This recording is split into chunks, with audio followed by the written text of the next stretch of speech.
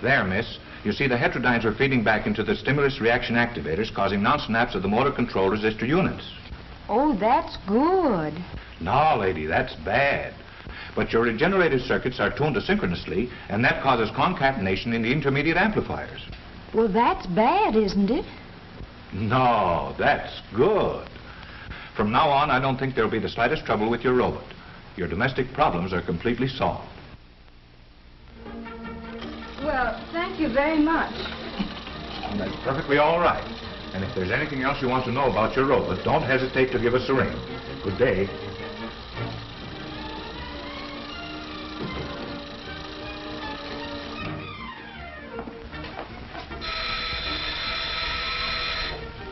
Rollo, answer the door.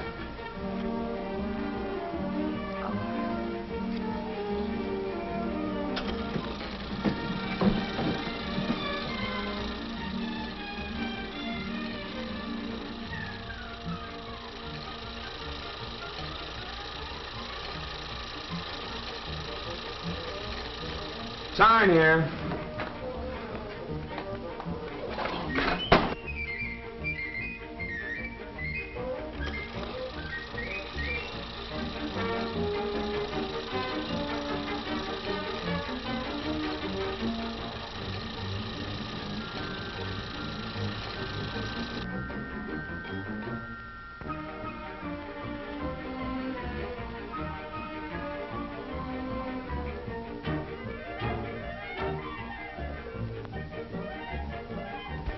Lars, Rollo, fix.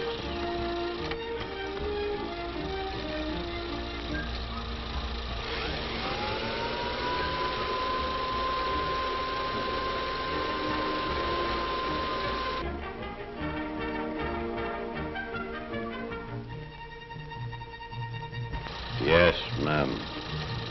Rollo, get.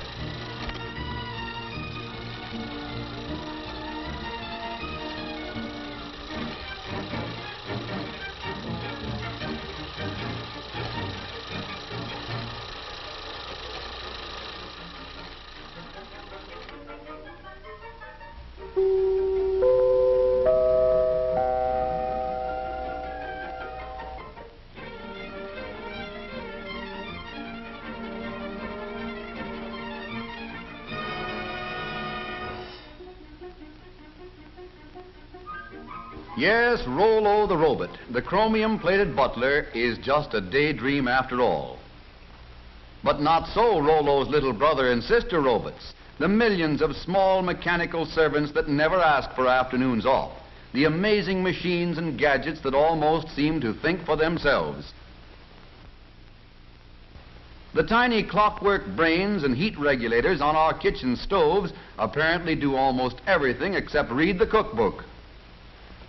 Thinking machines like this keep golden brown slices of toast from turning into slabs of charcoal and keep the coffee hot until we're ready to start dunking.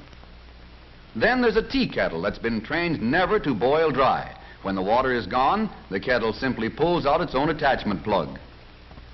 And here's a gadget that ought to rate a bow from every dog in the country.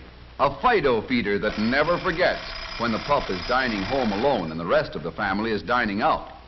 What's more, it tells him when to come and get it. In offices and schoolrooms, too, robots have learned to turn on the lights. This little electric eye measures the amount of daylight coming in the windows. When the light level outside drops below the requirement for good visibility, this robot throws a switch, and the first bank of lights goes on.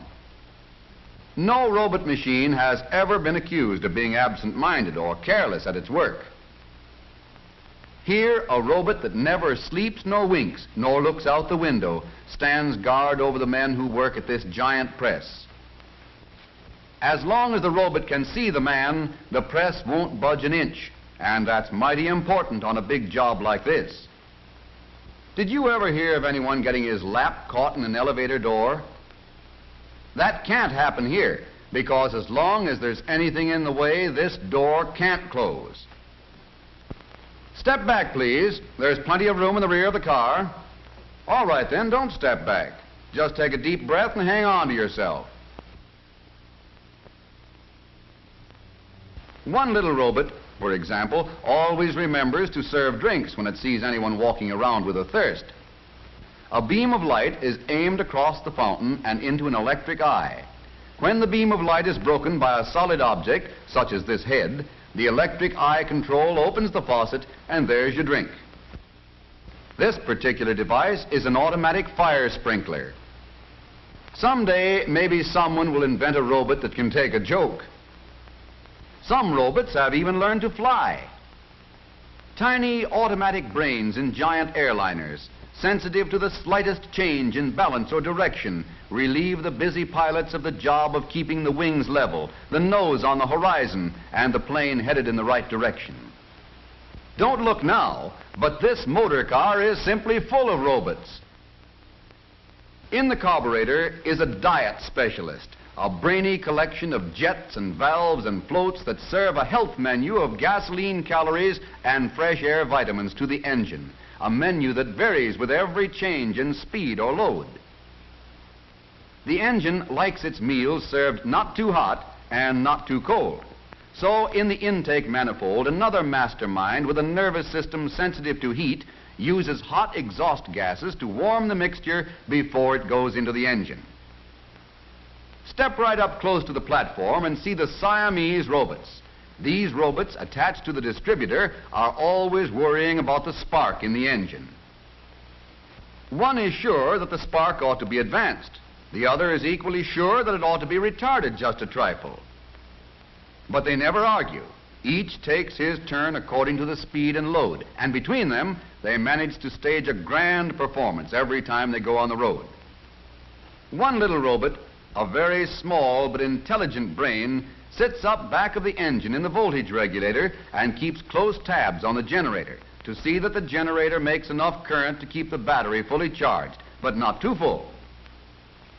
And still another deep thinker rides way up in front. Its job is to keep water from cooling off in the radiator until the engine is warmed up to a good working temperature. Then, in the vacuum power gear shift, there's a robot strongman who thrives on almost nothing at all. With a bit of a vacuum, this sturdy fellow can almost shift for himself, if we'll just tell him what we want him to do.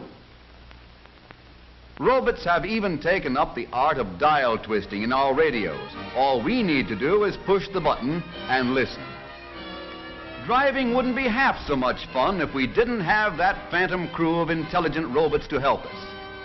Every day, in our homes and offices, as well as in our motor cars, hundreds of these little robots are doing more things for us than we realize, taking care of the routine tasks and leaving us free to live and work and play in greater ease and comfort and safety.